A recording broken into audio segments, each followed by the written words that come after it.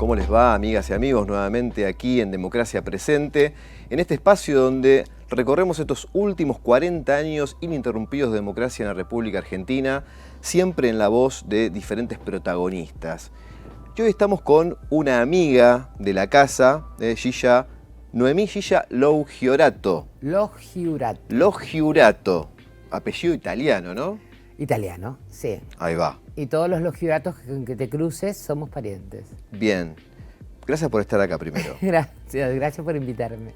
Bueno, Gilla, vos sos directora del Hospital San Juan de Dios, también coordinadora de las áreas de Derechos Humanos de la Dirección Provincial de Hospitales de la provincia de Buenos Aires, pero también sos compañera y hermana de la agrupación Hijos La Plata. Totalmente, sí. E Hijos Provincia de Buenos Aires también. Exactamente. Bueno, vamos a estar hablando sobre tu vida, tu historia trágica con lo que tiene que ver con la última dictadura militar, pero quería empezar esta nota con tu asunción como directora en el Hospital San Juan de Dios, año 2020, en febrero, un año terrible, ¿no?, para todo el mundo, lo que tiene que ver con la pandemia. Y contanos un poco esa experiencia, ¿no? ¿Cómo es que asumís una responsabilidad tan grande como un hospital tan importante en La Plata como el San Juan de Dios en ese momento? Sí, yo en realidad venía de hacer gestión en lo que es el primer nivel de atención en Almirante Brown y los últimos 2 años antes de venir acá en Florencio Varela como directora general de atención primaria, teniendo 40 centros de atención primaria bajo mi responsabilidad. Pero bueno, yo soy una militante de la vida, militante de hijos, militante territorial. Hablando de hijos, está la foto de cuando te fuimos a saludar el día que asumiste. Ay, mira qué hermosa, sí. ¿Te acordás de ese día? Sí, obviamente, hermosa, ¿cómo no te vas a olvidar? Hermosa. Y bueno, compañeros, compañeras acá de La Plata, mi ciudad, si bien vivo en el conurbano ya hace varios años, me convocaron y yo soy una soldada y donde los compañeros del Proyecto Nacional y Popular me necesiten y me convoquen, allí estaré. Claro. Hacía poquitos meses que había asumido Axel Kicillof como gobernador. En diciembre. Exacto. Y en realidad me convocaron y el director de la anterior gestión, el 31 de diciembre, renunció y quedó acéfalo el hospital. Ahí va. Así que en enero me tomé mis vacaciones que me correspondían del municipio de Varela y me hice cargo sin haber asumido. Me hice cargo del hospital antes y asumimos formalmente en febrero con un equipo de compañeras y compañeras, porque como los hospitales tienen director ejecutivo y directores asociados, se trabaja en equipo y de acuerdo al tamaño, no solamente de estructura, sino de todas las actividades que hace el hospital, es la cantidad de directores asociados que tenemos. Claro. Yo tengo 5 directores asociados, 4 son mujeres también, y un varón, porque tenemos a cargo la unidad, la UPA de Los Hornos, y ahí está mi director asociado, Guillermo Ramos. Y conformamos un equipo, ahí con nuestro querido Nicolás Kreplak, gran ministro. En ese momento, en el 2020, estaba Gollán como ministro de Salud. Sí. Bueno, y en ese 2020, en el marzo, viene la pandemia y bueno, la situación cambia para todo el mundo, uno venía con algunos planes, obviamente, con proyectos para el hospital.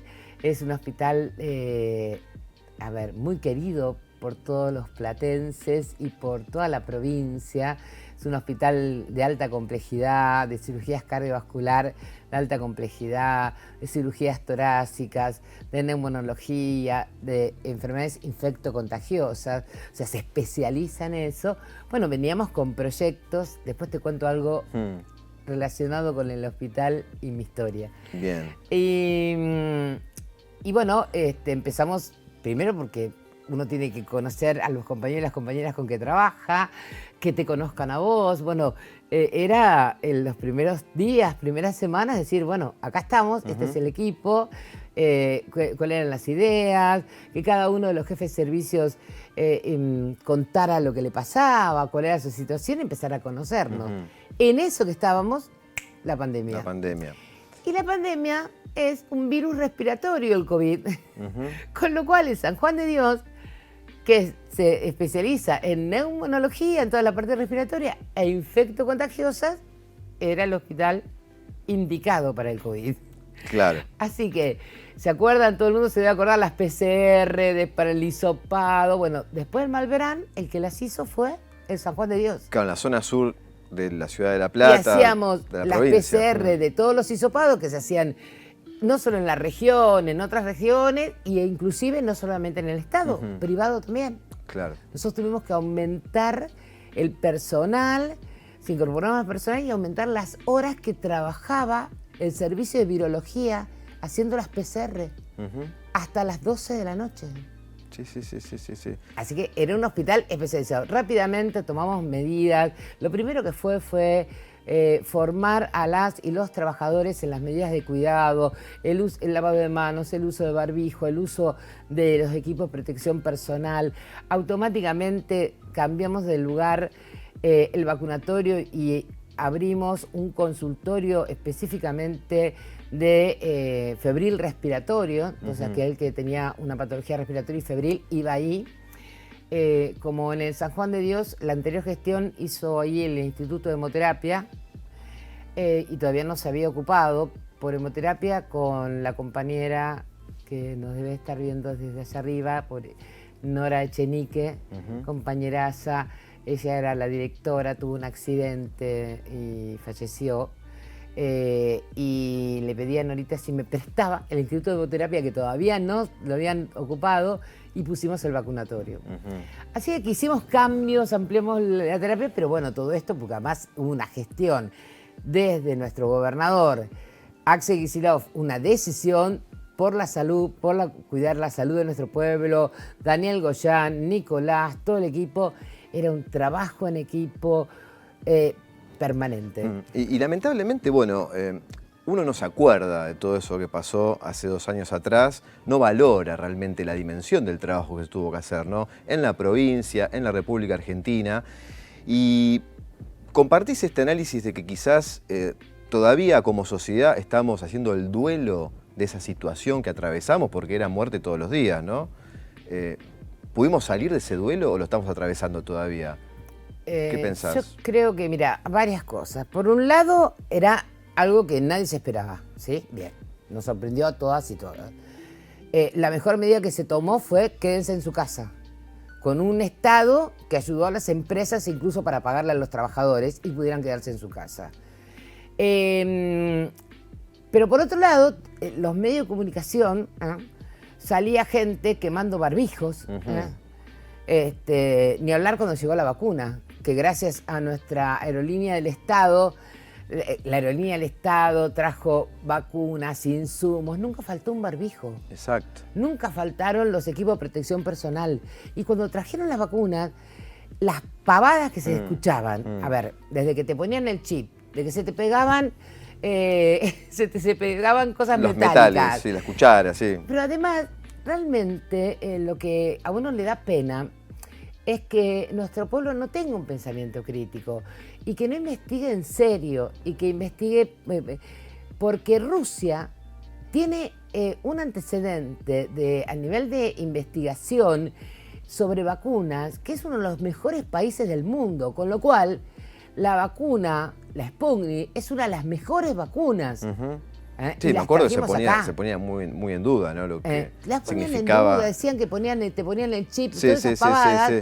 pero realmente desconocen, además, la historia de Rusia en cuanto a investigación y la fabricación de vacunas. Sí, se mezclaban las cuestiones ideológicas, totalmente, políticas. la derecha, viste, pegaba con... Y la gente no tiene... O sea, hay que tener pensamiento crítico.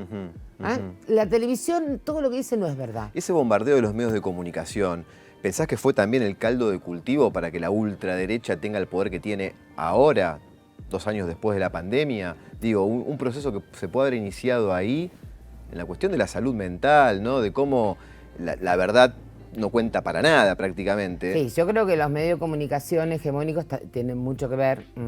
Pobre señor, aquel que quemó el barbijo, después se murió de COVID, ¿no?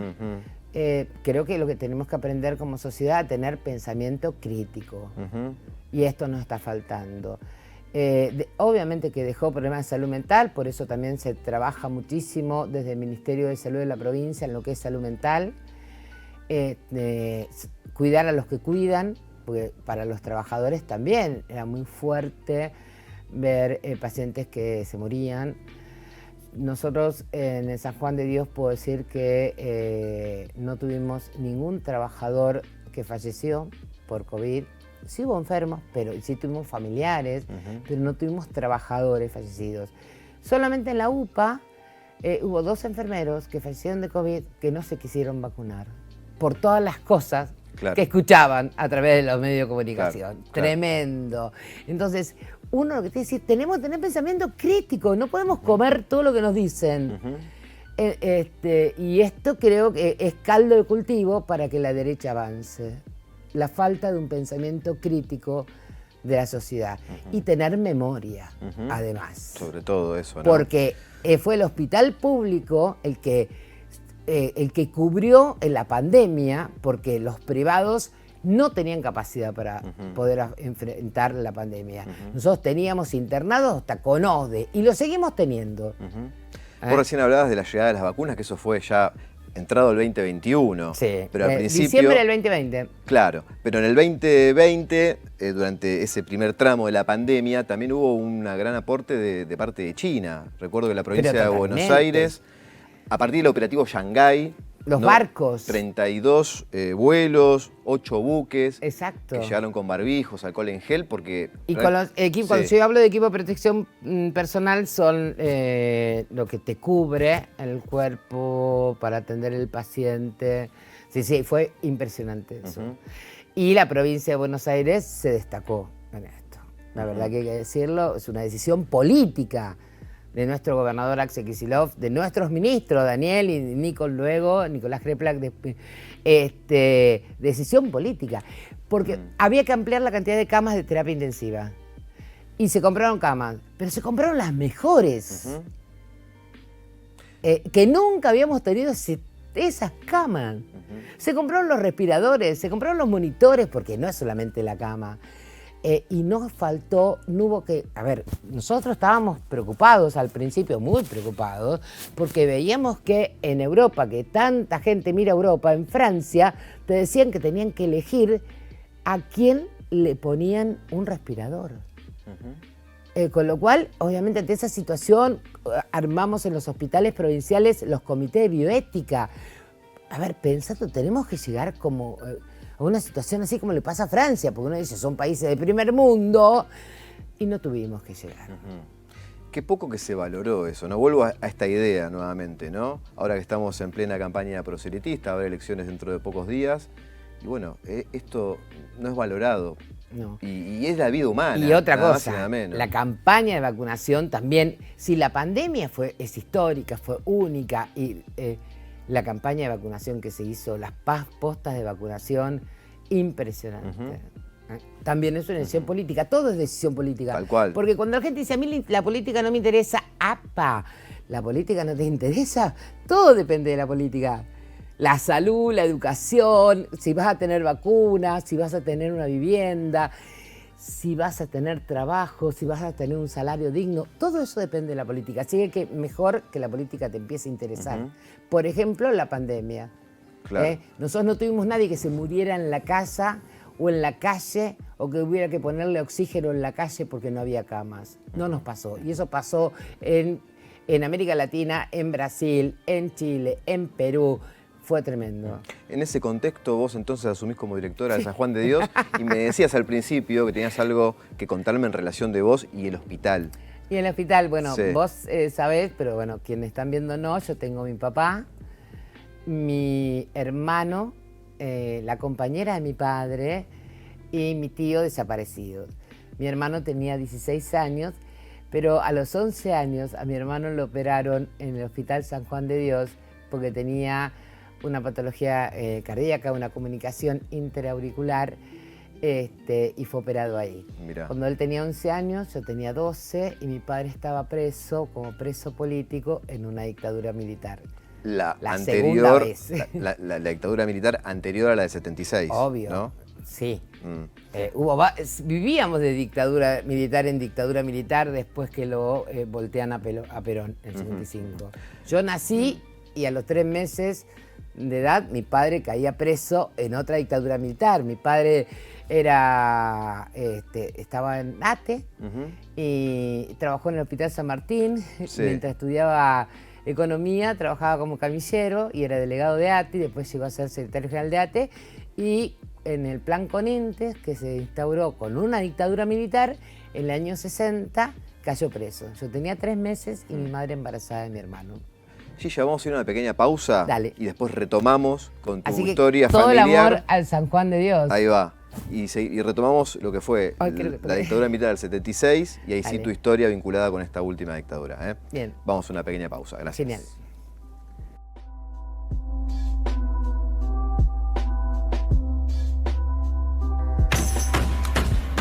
Muy loca. Ay, una N que no se escuchó bien. Una N que no se escuchó. Estamos haciendo la televisión de ahora, la que se mira en el celu. Muchos menos en el plato. Barrio Meridiano Vivo. Bienvenidos a Objetivo Universidad. ¿Va? Estamos en Instagram, Facebook, en TikTok, Twitter. En YouTube y en Twitch. Soy médico veterinario. Soy licenciada en nutrición. Soy odontólogo. Vamos a hablar de educación. Esto es Otras Crónicas y hoy estamos en el puerto La Plata.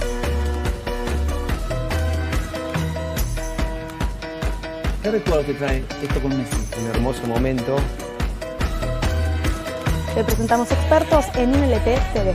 UNLP.tv, el canal de la Universidad Nacional de La Plata. Un nuevo mercado emerge desde el edificio donde funcionó el histórico Bazar X. Baxar Mercado, tu punto de encuentro en la ciudad. Baxar Mercado, calle 51, entre 5 y 6. Nos cruzamos por ahí.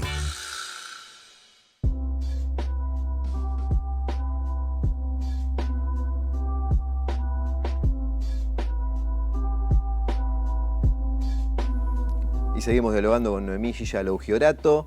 Y bueno, ahora vamos a hablar un poco de esta cuestión personal, lamentablemente vinculada con la última dictadura, que tiene que ver con el secuestro de tu padre, Haroldo Lougiorato. En realidad, con un grupo de compañeros estaban en una casa en Marcos Paz y bueno, fue un operativo militar que fue a la casa y bueno, y ahí lamentablemente no se conoce más el paradero de tu viejo y de otra gente más que estaba ahí, ¿no? ¿Cómo fue esa secuencia en el año 77, no? Año 77, 12 de junio de 77, mi padre nos manda al sur en noviembre de 75 porque ya veían que estaba muy complicado. Recordemos que antes de la dictadura tuvimos la AAA y acá en La Plata fue muy complejo. Y luego mi hermano, el exilio interno no fue fácil y mi hermano se volvió con mi papá. Alquilaban una quinta, o habían comprado, no sé, no importa, en Marcos Paz. Ellos venían trabajando con Eduardo Luis Dualde, quise decir, que gran compañero de mi viejo toda la vida. Ese sos vos y tu viejo. Soy yo y mi viejo, Mirá la qué foto imagen, más linda wow. que tengo. ¿Qué edad sí. tenés ahí, Gilla? Ay, no sé, 5 años. 5 años, sí. Sí, por ahí. Y estaban, bueno, ellos venían, Eduardo ya se había exiliado en España y venían haciendo las denuncias en Europa de que estaba pasando, el genocidio que estaba pasando acá en la Argentina. En esa casa quinta estaban otros compañeros, entre ellos otro que para mí era un tío, el Gordo Bocci, Berlingeri, y él estaba llegando con su compañera, la Tana Galetti, Liliana, con gran amor también siempre presente, con mi hermano y con otro compañero más, en el superauto Citroën. Ahí va. Y ellos eran militantes de una organización política llamada PROA. PROA, sí. Partido Revolucionario Obrero Argentino, pero en realidad era un partido para que alguna vez, pero bueno, ellos en realidad lo que estaban haciendo eran las denuncias en distintos lugares del mundo del genocidio que sucedía acá, porque fue junio del 77. Claro, claro. Y tu viejo también asistía a diferentes, bueno, obreros, familiares desaparecidos, buscando información, data. Exacto. Mirá, esa foto que se está viendo ahí es de su, no carnet, su ficha de socio del Club Gimnasia de Esgrima de La Plata, del Lobo. Ahí va. Que me la encontraron hace poquito y por primera vez tuve una foto de mi padre con 18 años. A principio de año, en marzo, te vimos en lo que fue la entrega de los legajos, los carnets. Sí, los carnets, los Club declararon Gimnasia. socios honorarios a todas las compañeras y los compañeros hinchas del Lobo, jugadores del Lobo o trabajadores del Lobo. Obviamente yo también soy del Lobo. Y nos entregaron un carnet y una ficha. Bueno, Ahí va. Sí. Bueno, Gilla, y a partir de esta trágica historia, ¿no?, de tu viejo, también fue secuestrado tu hermano. Mi hermano tenía 16 años. En otro operativo. No, en ese mismo. En ese mismo. En ese mismo. Y Ajá. mi papá, mi hermano Tu tío. y la Tana. Ajá. Y mi tío al otro día, como vieron que no venían a la casa de mi abuela, van a un departamento que tenían en Capital y ahí es que lo secuestran a mi tío. Y no tengo ninguna referencia, solamente de Liliana, que por testimonios de compañeros estuvo en un centro clandestino y terminó en uno de los vuelos de la muerte.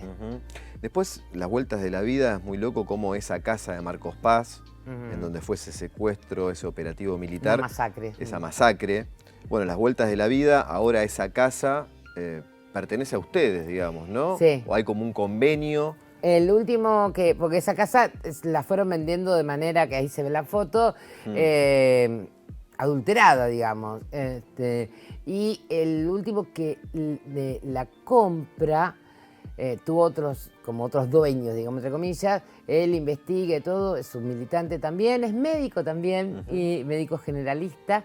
Y con su esposa deciden entregarnos la casa a los familiares. En el 2021 fue esto. Sí. Y la idea que es hacer un museo La de idea memoria. es hacer un centro de memoria y bueno, estamos todavía con trámite de papeles. Nos complicó un poquito la pandemia también en estas cosas, pero bueno, la idea es hacer un centro de la memoria ahí en esa casa. Bueno, y por supuesto que también viene tu militancia en derechos humanos, tu militancia, decías, en la agrupación Hijos Provincia de Buenos Aires, pero también en la agrupación Hijos de La Plata. No, primero existió Hijos La Plata. Claro.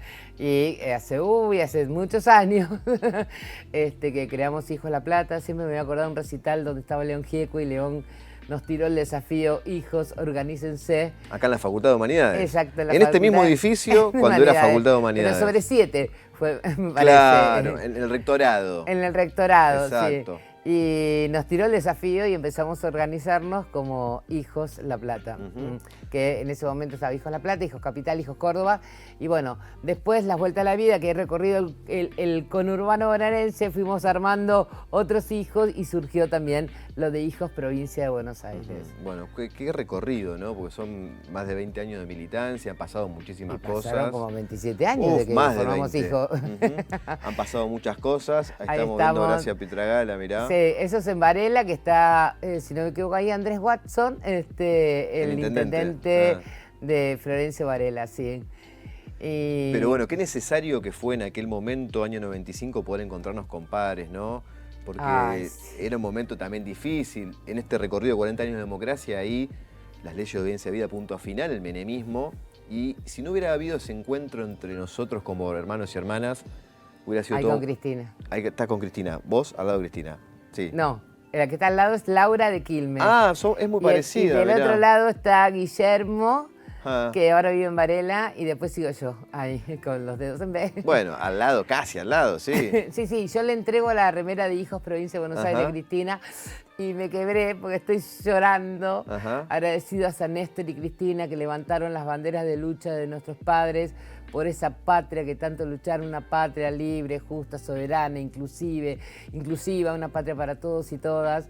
Y la verdad que eternamente agradecida. Néstor, bueno, fue cuando bajó los cuadros, cuando fueron para atrás las leyes de entrega, más que... y pudimos empezar a juzgar a los responsables del genocidio que se produjo en nuestra Argentina. Los años ganados en estos 40 años de democracia, sin ningún lugar a dudas. Y pensar que hoy tenemos lamentablemente negacionistas, niegan eso. A ver, nuestros padres luchaban por una patria para todos y todos, por una patria, el color de nuestras banderas, el amor a la patria. Yo siempre digo, ¿qué me dejó mi viejo y qué me enseñó? El amor a la patria y el amor al pueblo. Bueno. ¿Cómo se pueden contrarrestar estos discursos? Suena complicado, ¿no? Pero tiene que haber una manera como para que la verdad triunfe y esta gente no lleguen a ser gobierno, como parece que pueden llegar a tener muchas oportunidades, ¿no? ¿Cómo se enfrenta Yo quiero esto? confiar en el pueblo, que va a votar con memoria. Que va a votar. Yo creo que la memoria es fundamental. Y no es solamente la memoria de nuestros 30.000 y nuestras 30.000, sino la memoria de lo que fue antes del peronismo y después del peronismo. Mi abuela, que con 12 años trabajaba de sirvienta y gracias al peronismo conoció el sabor de la manteca, mi abuelo me decía, nieta, los pobres conocimos el papel higiénico gracias a Perón. Bien. No hubieran tenido nunca una nieta médica si no hubiera existido el peronismo. La universidad libre, gratuita. Entonces, tenemos que tener memoria. Es fundamental. Y si no lo viviste, buscá, informate y tené tu propio pensamiento. No te dejes engañar. La libertad es esa, la libertad de tener un pensamiento crítico, la libertad de saber la verdad y de tener memoria. Y quizás acá el enfoque, me parece, imagino, es hacia las nuevas generaciones, ¿no? Totalmente. Porque quizás gente de nuestra edad ya conoce la historia, aunque trate de negarla, la historia está. Pero digo, los pibes, las pibas, me parece que hay un trabajo que hacer porque hay mucha desinformación también, ¿no? Sí, sí. Yo te decía antes que le vengo diciendo porque tenemos charlas en escuelas con jóvenes y memoria y demás. Y digo, cuando yo era chica, viste, cuando los viejos decían, uy, todo tiempo pasó, fue mejor, nosotros protestábamos siendo joven. Hoy te digo, a vos joven, viste, que todo tiempo pasado no fue mejor. Yo no tengo un tiempo pasado mejor. Nací en dictaduras militares, mi viejo preso político, me crié en dictaduras militares, me tuve que exiliar. 40 años de democracia, hay que salir y defenderlos. Nosotros no conocíamos eso. Este tiempo fue mejor. 40 años de democracia, que no te engañen. 40 años con educación pública, con salud pública, con todo lo que estamos haciendo actualmente en nuestra provincia, los hospitales. Es impresionante, están todos los hospitales quedando bellísimos, también déjamelo decir. Además de bellos, estamos haciendo obras importantes en cada uno de los hospitales, además incorporando tecnología, muchos tomógrafos, ecógrafos, mamógrafos. O sea, esos son los hospitales públicos. ¿Para quién? Para todos y todas. Para el que no tiene, y lo demostró la pandemia, una salud integrada y un sistema de salud integrado, porque también en nuestros hospitales viene gente que tiene OSDE y viene a nuestros hospitales con nuevos sillones odontológicos. Hace un ratito tuve una reunión sobre el proyecto para la ciudad de La Plata de nuestro candidato Julio Alac, de una salud integrada. Los centros de salud de La Plata no funcionan y no funcionaron en la pandemia. Entonces, lo importante es una salud integrada con el Estado, la provincia, los municipios, las obras sociales, los privados. Esto, porque lo que cuidamos es la salud de todas y todos. Ese es el objetivo. Bueno, Gilla, nos vamos entonces con este mensaje optimista, ¿no? A pesar de todo, estamos de pie y bueno, Totalmente. Somos una sociedad que tiene memoria realmente. Y bueno, esperemos que la historia se pueda revertir y que, bueno, este sendero de esperanza se materialice, ¿no? Seguro. Hoy, déjame cerrar con esto. Sí.